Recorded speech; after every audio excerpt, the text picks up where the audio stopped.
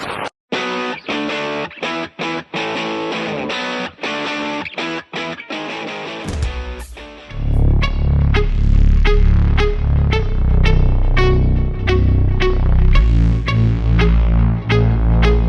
go.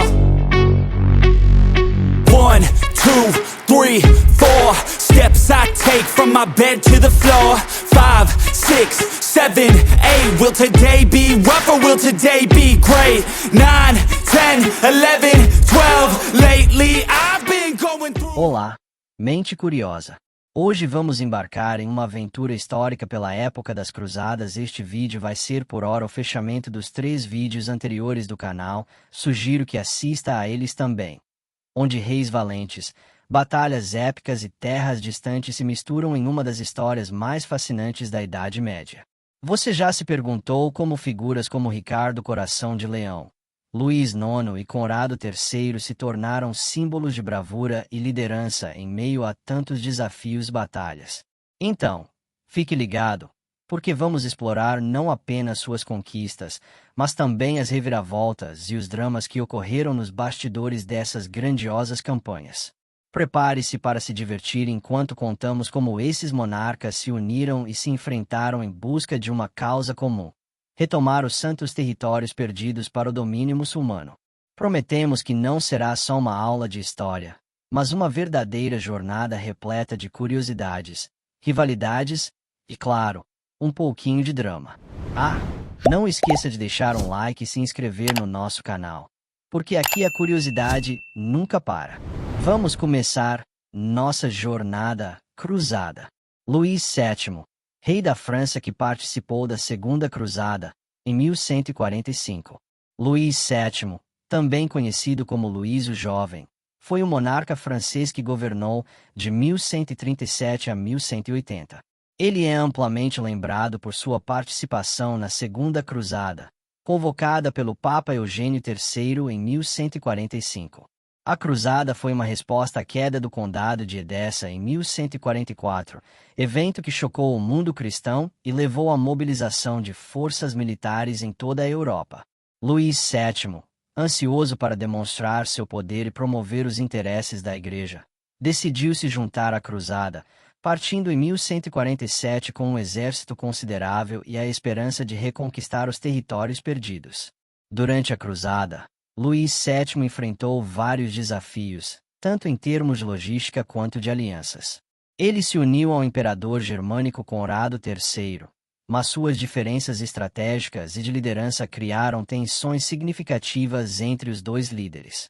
A jornada foi marcada por dificuldades, incluindo a travessia das montanhas da Armênia e confrontos com os sarracenos, que resultaram em batalhas desastrosas para os cruzados. A falta de coordenação e a inexperiência dos soldados franceses contribuíram para a derrota na Batalha de Dorylaeum, onde muitos cruzados perderam suas vidas. Após várias vicissitudes, a cruzada culminou na captura de Lisboa em 1147, mas isso não foi suficiente para garantir um sucesso duradouro. A presença de Luís VII no Levante teve efeitos duradouros nas relações entre cristãos e muçulmanos, apesar dos resultados mistos de sua empreitada. O retorno de Luís à França também trouxe lições sobre a complexidade das alianças e a eficácia das campanhas militares na época. Profundamente afetado pela experiência, Luís VII acabou por se tornar um monarca mais reflexivo, focando em aprimorar a governança interna de seu reino e em sua relação com a Igreja. Conrado III, rei do Sacro Império que participou da Segunda Cruzada, em 1145. Conrado III, rei do Sacro Império Romano-Germânico, é uma figura histórica marcante, especialmente por sua participação na Segunda Cruzada, que ocorreu entre 1147 e 1149. Ele ascendeu ao trono em 1138 e era um dos principais líderes cristãos da época. A convocação da cruzada pelo Papa Eugênio III foi motivada pela perda do Condado de Edessa para os muçulmanos, um evento que realmente alarmou a Europa cristã. Conrado, em busca de prestígio e de uma maneira de unir os reinos cristãos sob sua liderança, decidiu juntar suas forças às de Luís VII da França. embarcando em uma jornada que buscava recuperar os territórios perdidos e promover a fé cristã no Oriente.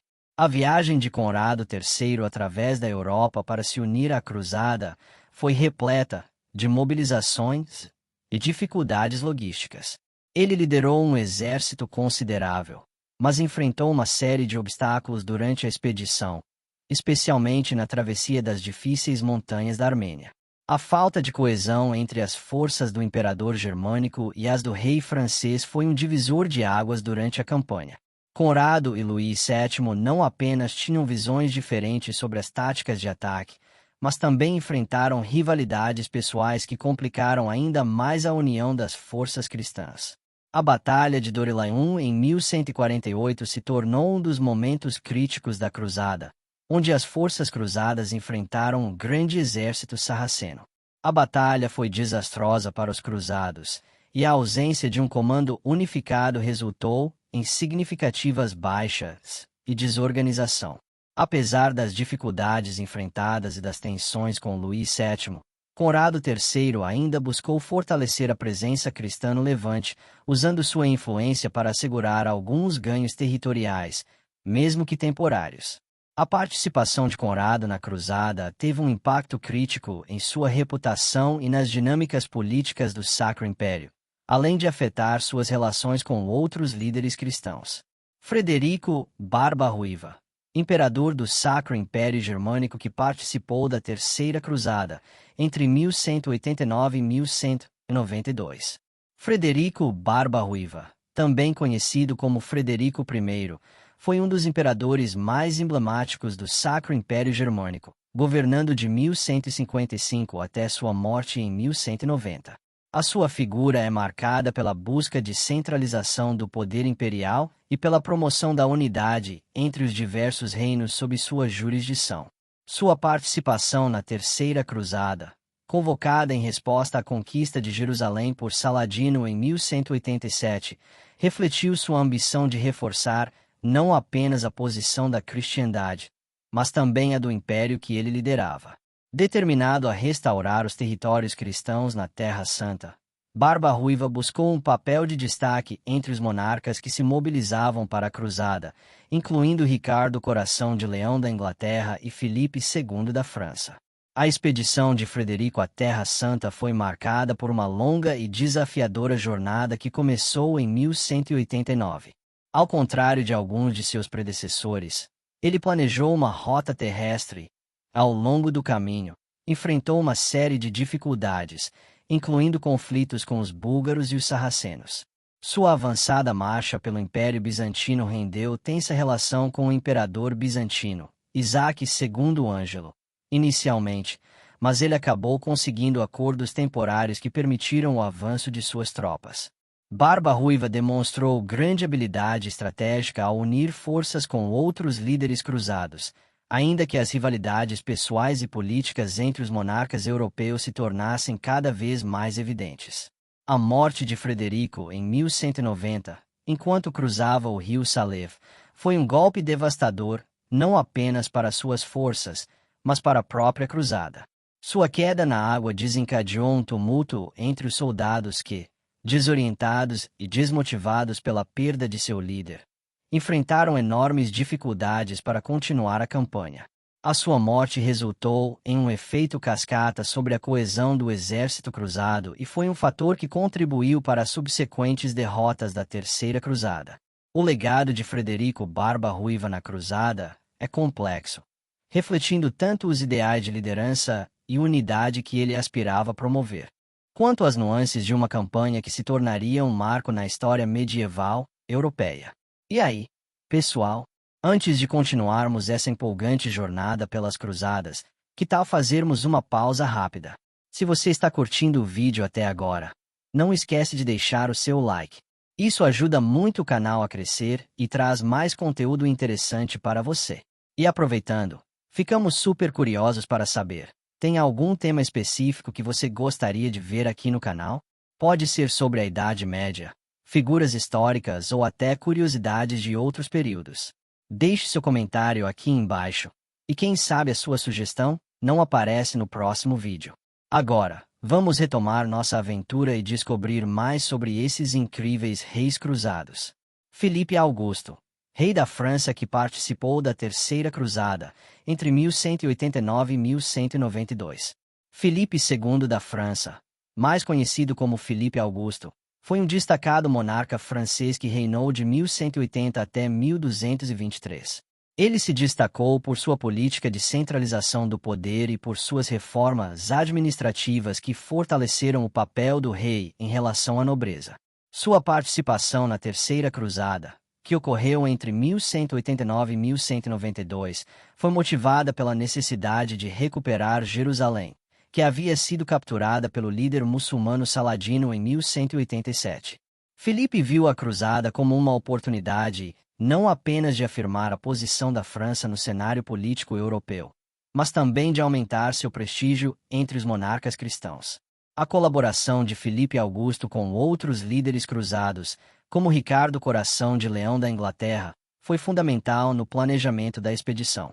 Embora os dois reis compartilhassem o objetivo comum de retomar Jerusalém, a relação entre eles foi marcada por rivalidades e desentendimentos, uma vez que ambos buscavam tomar a dianteira do movimento cruzado.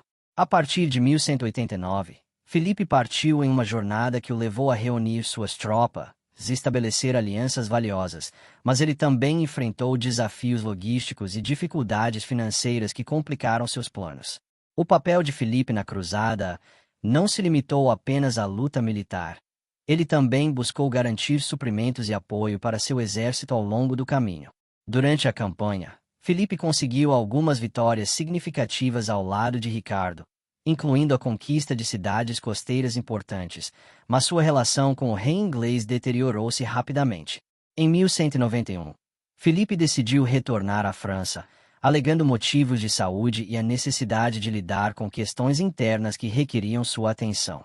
Sua saída da cruzada teve um impacto significativo nas operações militares, uma vez que ele havia levado consigo uma parte substancial das forças francesas.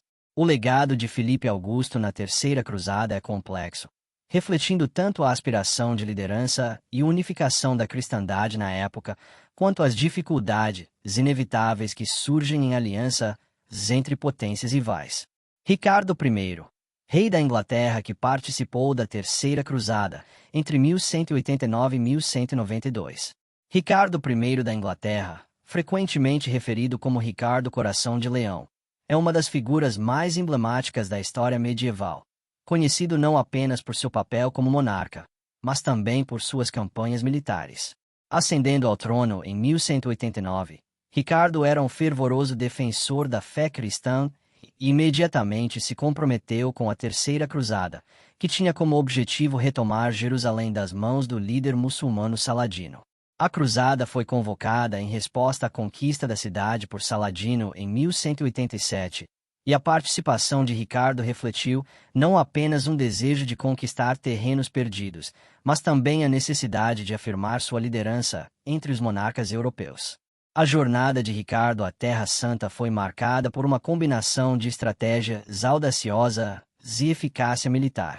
Ele se destacou no campo de batalha, sendo um comandante carismático que conquistou a lealdade de seus homens.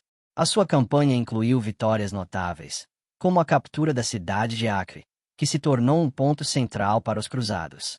No entanto, a relação de Ricardo com outros líderes cruzados, como Filipe Augusto da França, complicou a dinâmica da campanha.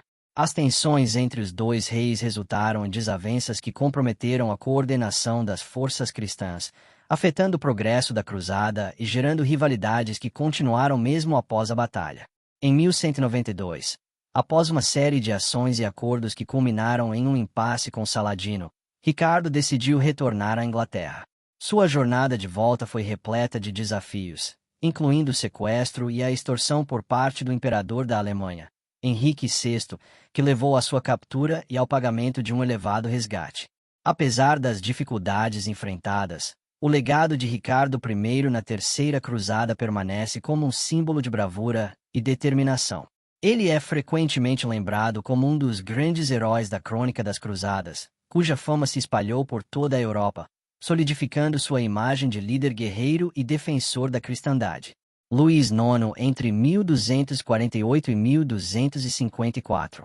A Cruzada de Luís IX, também conhecida como a Cruzada Francesa ou a Sétima Cruzada, ocorreu entre 1248 e 1254 e foi liderada pelo rei francês Luís IX, que mais tarde seria canonizado como São Luís. A motivação principal de Luís para embarcar em uma nova cruzada foi o desejo de resgatar os lugares santos em Jerusalém, que estavam sob controle muçulmano. A expedição começou com uma larga frota que partiu da França, após uma parada no Egito, onde pretendeu conquistar o país como uma base estratégica. Os cruzados capturaram a cidade de Damieta em 1249. Essa conquista inicial parecia promissora, mas carecia de um planejamento estratégico adequado para as próximas etapas. Após a captura de Damieta, Luís IX decidiu avançar para o sul em direção ao Cairo, com a intenção de tomar a capital egípcia, assim, ganhar um ponto de apoio para a restauração do Reino de Jerusalém. No entanto, a campanha rapidamente se mostrou desafiadora. As forças muçulmanas, lideradas pelo sultão Turan Shah, reuniram-se e lançaram um contra-ataque, culminando na Batalha de Mansoura em 1250. O exército cristão, superado pelo número e pelas táticas muçulmanas, sofreu grandes perdas. Luís e suas tropas se viram cercados. Após uma série de confrontos, foram forçados a recuar e eventualmente a se retirar do Egito. A retirada de Luís IX da campanha egípcia não marcaria o fim de sua vontade de levar a cabo a cruzada. Ele permaneceu na região, tentando reunir aliados e reorganizar suas forças, mas sua atenção também se voltou para a possibilidade de buscar apoio na Península Itálica e em outras regiões. Em 1254, após anos de desafios e com a situação na Terra Santa se tornando insustentável, Luís decidiu retornar à França.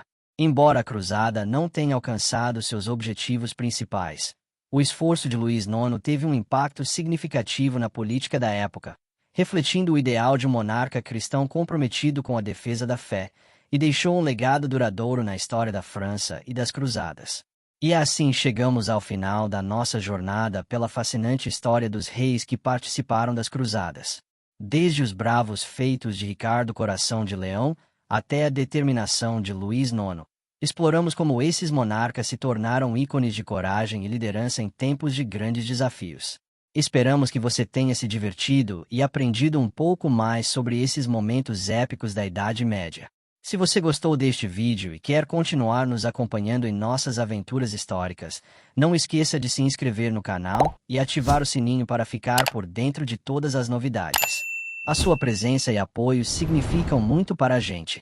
Muito obrigado por estar aqui conosco e por compartilhar desse momento. Fique com Deus e até a próxima.